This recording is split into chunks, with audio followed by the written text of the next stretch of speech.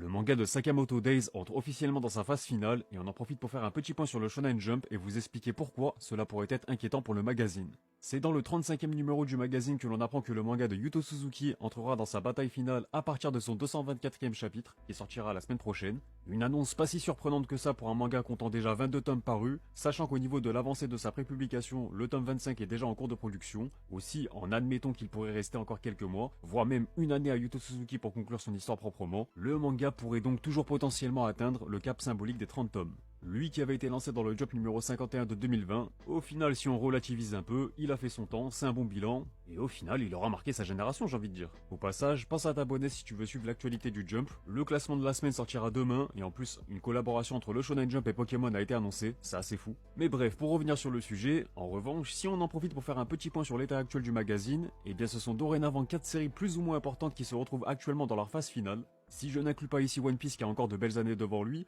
on peut ajouter Kill Blue qui sera certes plus facile à remplacer au vu de la faible popularité de la série, il y a tout de même 2 ans aujourd'hui, The Elusive Samurai qui se rapproche de plus en plus de sa fin narrativement parlant, un peu à la star d'Assassination Classroom à l'époque, il y avait une date butoir dans son scénario, mais on peut surtout ajouter Blue Box puisque l'auteur avait déjà mentionné qu'il se rapprochait de sa fin il y a quelques mois, donc en ajoutant un hit comme Sakamoto Days, cela devient tout de suite plus alarmant. Et plus alarmant pourquoi? Car dès que le Jump trouve ses nouveaux hits, il perd quelques-uns de ses titres phares dans la foulée, et la problématique va donc être de préparer les fans de Blue Box et Sakamoto Days en priorité, afin de leur trouver des successeurs fiables aussi qualitativement parlant que d'un point de vue rentable, puisque oui, on parle de 2 séries qui jouent aujourd'hui leur place dans le top 10 Oricon annuel, soit parmi les 10 mangas les plus vendus de 2025. A noter que les nouvelles pépites du Jump que sont Kagurabashi et Ishi the Witch ne peuvent pas être prises en compte parmi les successeurs de Blue Box et Sakamoto Days, d'un point de vue popularité, puisqu'ils ont théoriquement et techniquement déjà remplacé Jujutsu Kaisen et My Hero Academia sur le papier, en dehors de toute comparaison en ce qui concerne leur qualité et leur popularité respectives. Sachant qu'en plus de ça, le catalogue actuel n'est pas le plus dingue, entre Witch Watch qui devrait bientôt arriver en fin de cycle également,